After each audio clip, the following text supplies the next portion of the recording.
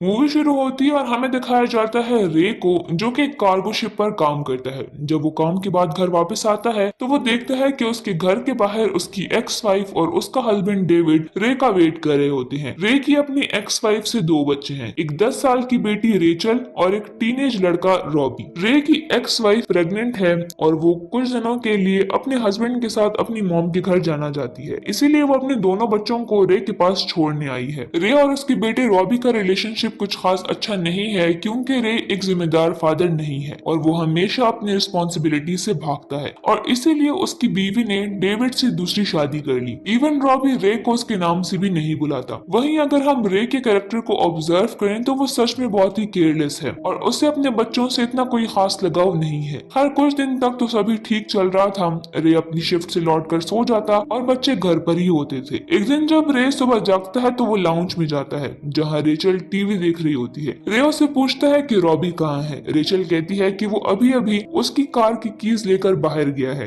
रे रॉबी को ढूंढने के लिए बाहर जाता है, तब वो आसपास का माहौल देखता है जो कि काफी अजीब था। आसमान में बहुत सारे बादल छाए हुए थे और अचानक से ही तेज हवाएं चलने लगती हैं और उन बादलों के बीच एक अजीब सी रोशनी थी और सभी लोग उसे देखने के लिए घरों से बाहर आए हुए थे। उस नजारे को करीब से देखने के लिए रे अपने बैकयार्ड में जाता है, जहाँ उसकी नेबर भी मौजूद थी। रे कहता है कि ये काफी अजीब है। उसकी नेबर कहती है क्या अजीब है। रे कहता है कि पहली बार ऐसा हो रहा है कि तूफान की तरफ हवा जा रही है। अचानक से उन बादलों से तेज बिजली बरसने लगती है और वो रोशनी बहुत तेज होती है। इससे रे और रेचल डर कर घर के अंदर चले जाते हैं। वो दोनों टेबल के नीचे छुपते हैं और रे नोट करता है कि ये बिजली बार बार सिर्फ एक ही जगह पर गिर रही है, और जब वो लाइट रुकती है तो उनके घर की बिजली गुल हो जाती है, यहाँ तक कि उनके सेल फोन्स भी डेड हो जाते हैं। इसके बाद रे रेचल को घर पर रुकने को कहता है और खुद वो रॉबी को ढूंढने के लिए निकल जाता है और फाइनली एक जगह उसे रॉबी मिल जाता है। रे उसे पूछता है कि क्या वो ठीक है, तो रॉबी कहता है कि हाँ वो बिल्कुल ठीक है। रे रॉबी को घर पर रेचल के पास जाने को कहता है और खुद वो उस जगह जाता है जहाँ बार बार लाइटनिंग पड़ रही थी। सभी लोग वहाँ पर जमा थे और उस जगह से धुआं निकल रहा था। रे वहाँ एक टुकड़े को उठाता है और उसके पास खड़ा आदमी उसे पूछता है कि क्या ये गर्म है। तब रे कहता है कि नहीं, ये तो बहुत ज्यादा ठंडा है। इसके बाद अचानक से जमीन हिलने लगती है और सभी लोग उस जगह से भागने लगते हैं। फिर अचानक से जमीन फटने लगती है और ऐसा लगता है कि जैसे कोई चीज जमीन से बाहर निकलने की कोशिश कर रही हो, और तभी जमीन फट जाती है और उसमें से एक ट्राइपॉड और वॉर मशीन निकलती है। एक वक्त के लिए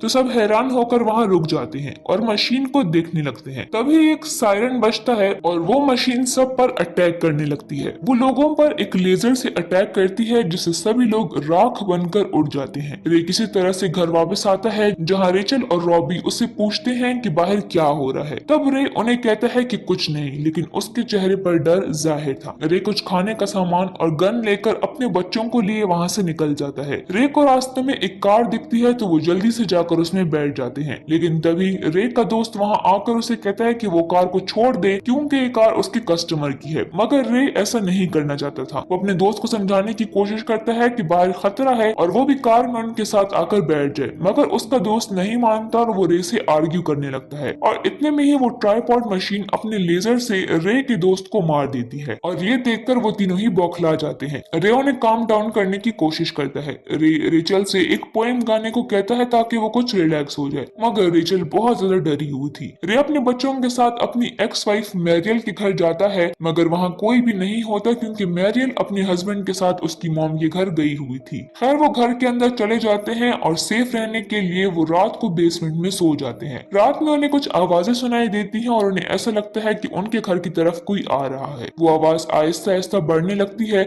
और तभी कोई चीज उनके घर से टकराती है, जिसके बाद वो सब बेसमेंट के एक चैम्बर की तरफ भागते हैं। उन्हें कुछ समझ नहीं आती कि आखिर बाहर हो क्या रहा है। रिचल क्योंकि अभी बच्ची थी तो वो सबसे ज्यादा डरी हुई थी। अगली सुबह जब रे बच्चों को लेकर बाहर आता है तो वो देखते हैं कि उनके घर के पास एक प्लेन क्रैश हुआ था, जिसका मतलब ये है कि रात में वो आवाज प्लेन क्रैश के होने की थी। वहाँ रे कुछ लोगों को देखता है जो कि उस प्लेन से सामान उठा रहे थे। रे एक लड़की से बात करने जाता है जो कि एक न्यूज रिपोर्टर है। वो रिपोर्टर रे को बताती है कि ये मशीन्स एलियंस स्पेसशिप है और ये ऐसी टेक्नोलॉजी से बनी है कि इनके इर्द गिर्द एक शील्ड है जिस पर किसी भी किस्म की बॉम्ब या गोली का असर नहीं होता, और कोई भी चीज अगर उस शील्ड के करीब भी जाती है तो वो डिस्ट्रॉय हो जाती है। फिर वो रे को एक वीडियो दिखाती है जिसमें बहुत सारी मशीन्स हर तरफ तबाही मचा रही होती हैं। वो लड़की बताती है कि ये मशीन आज की नहीं है बल्कि बल्कि हजारों साल पहले ये मशीन हमारी जमीन में फिट कर दी गई थी। रे पूछता है कि इन मशीन को चला कौन रहा है। वो लड़की उसे एक और फुटेज दिखाती है जिसमें लाइटनिंग हो रही होती है और वो उसे स्लो मोशन में प्ले करती है, जिससे वो ये देख पाते हैं कि कुछ क्रिएचर्स उस लाइटनिंग से होकर उन मशीन्स के अंदर जा रहे हैं, यानी कि वो एलियंस हैं जो कि उन मशीन्स को ऑपरेट कर रहे हैं। वो लड़की रे से पूछती है कि क्या तुम इस प्लेन क्रैश की विक्टिम हो?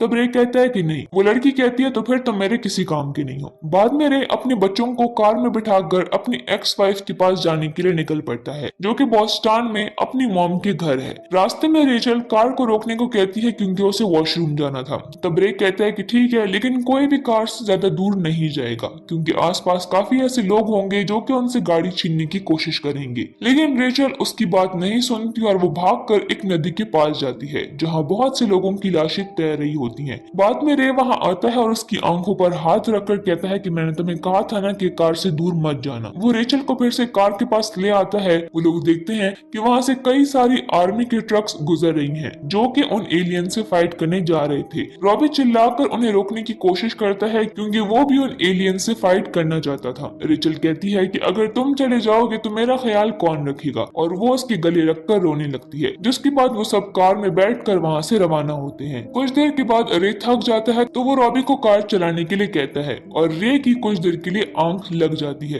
अब रॉबी एक जगह पहुंच जाता है जहां बहुत सारे लोग थे और वो रॉबी से कार छीनना चाहते थे। तो रॉबी रे को आवाज देता है और वो सब उसकी कार पर झपट पड़ते हैं। रॉबी उन लोगों से फाइट करता है और रे भी उसे बचाने के लिए आगे आता है, लेकिन उनमें से एक आदमी गन पॉइंट पर उनसे वो कार ले लेता है, जिसके बाद रेचल को गाड़ी से निकालता है और वो तीनों पैदल ही आगे बढ़ने लगते हैं। आगे जाकर वो देखते हैं कि लोग एक शिप पर चढ़ रहे हैं, लेकिन उन मशीन्स की वजह से आर्मी वाले उस शिप को बंद कर रहे होते हैं और तभी वहां वो मशीन्स आ जाती हैं और लोगों में हड़बड़ी मच जाती है। लेकिन रेचल और रॉबी किसी तरह से शिप में पहुंच जाते हैं, लेकिन कुछ दूर जाने पर उन्हें पानी में कुछ फील होता है और तभी अचानक से वो मशीन पानी में से निकलती है और उस शिप को पलट देती है और सभी लोग पानी में गिर जाते हैं।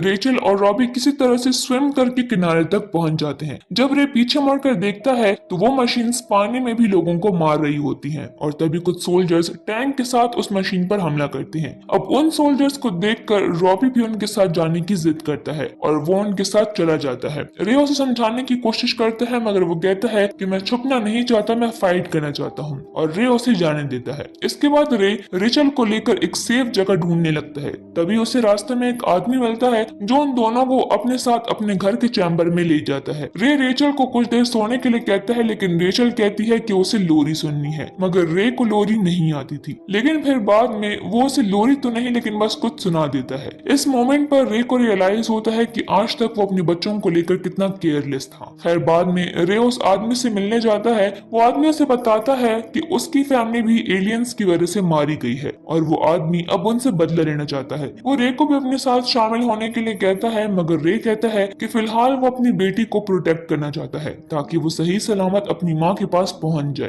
तभी उस ट्राइपॉड का एक ट्यूब उस घर के अंदर आता है जिसमें लाइट्स और कैमरास थे। असल में एलियंस हर जगह ये चेक कर रहे थे कि कहीं कोई ह्यूमन जिंदा तो नहीं बचा। रे जल्दी से अपनी बेटी के लिए भागता है और कुछ देर बाद वो आवाजें खुद ब खुद बंद हो जाती हैं। वो लोग एक जगह छुप जाते हैं, जिसके बाद वो आदमी एक कुल्हाड़ी लेकर उस ट्यूब को काटने के लिए निकल जाता है, लेकिन रे उसे वापस अंदर बुला लेता है और वो स्कोप को नहीं काटता। और कुछ ही देर बाद कुछ एलियंस उनके घर में एंटर हो जाते हैं और इस बार वो आदमी बंदूक से उन्हें मारने की कोशिश करता है, लेकिन रे फिर से उसे रोकता है और उन दोनों में हाथापाई हो जाती है। इसी बीच फिर से ट्राइपॉड का हॉर्न बजता है और वो सभी एलियंस फिर से अपनी मशीन्स में चले जाते हैं। उनके जाने के बाद वो आदमी रे से कहता है कि शायद हमारे मकसद एक नहीं है। उनके घर में कुछ प्लांट्स थे जो कि बड़ी ही तेजी से ग्रो हो रहे थे। रेचल डर के मारे घर के बाहर निकल जाती है और रे उसे ढूंढने के लिए बाहर भागता है, लेकिन तभी उसके सामने एक ट्राइपॉड आ जाता है। वो रे पर हमला करने की कोशिश करता है मगर रे एक कार में छुप जाता है और वो ट्राइपॉड उस कार को पलट देता है। बाद में वो ट्यूब रेचल को देख लेती है और रेचल उसे देखकर चिल्लाने लगती है, इसीलिए वो ट्राइपॉड रे को छोड़कर रेचल के पीछे जाता है। रे अपनी बेटी को बचाने के लिए ट्राइपॉड के सामने चिल्लाता है मगर ट्राइपॉड उसकी आवाज नहीं सुनता और वो रेचल की तरफ बढ़ रहा होता है। तभी रे को वहाँ आर्मी की एक गाड़ी नजर आती है और वो ग्रेनेड की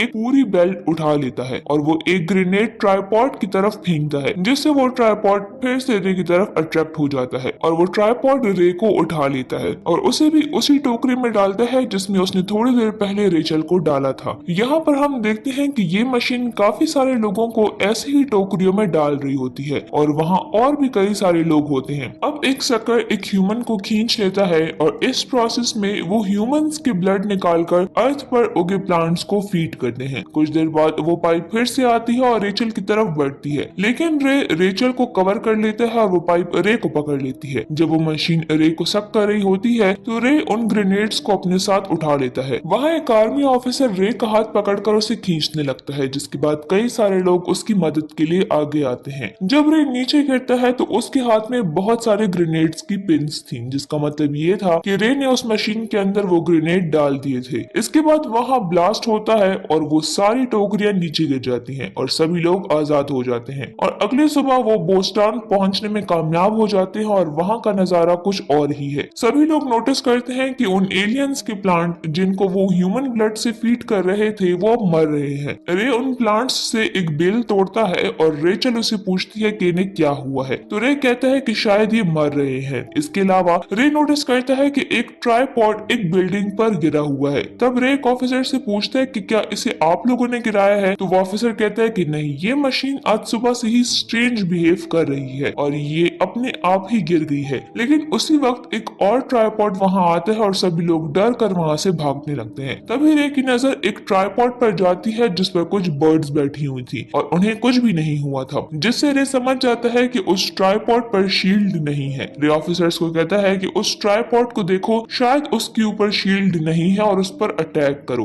और ऑफिसर्स ऐसा ही करते हैं। वो उस ट्राइपॉड पर फायर करते हैं और उसे नीचे गिरा देते हैं, जिसके बाद वो लोग ट्राइपॉड को चेक करने के लिए उसके पास जाते हैं। तभी उसका डोर ओपन होता है और उसमें से एक एलियन निकलता है जो कि कुछ ही वक्त में मर जाता है। और ये इसलिए हुआ था क्योंकि एलियंस जब अर्थ के एटमॉस्फेयर में इंटर हुए तो उनका इम्यून सिस्टम इतना स्ट्रांग नहीं था कि वो खुद को इस एनवायरनमेंट में ढाल पाए, इसीलिए वो खुद ही कुछ वक्त बाद मरने लगे। Well, thanks to global warming. खैर, इसके बाद हम देखते हैं रे को, जो कि रेचल को सही सलामत अपनी वाइफ तक पहुंचा देता है और उसकी मॉम उसे देखकर बहुत खुश होती है और उसे गले लगाती है। वहीं रे को रॉबी भी दिखता है जो कि बिल्कुल सही सलामत था और वो पहली बार रे को डैड बोलता है। और इसी के साथ ये मूवी यहीं पर एंड हो जाती है।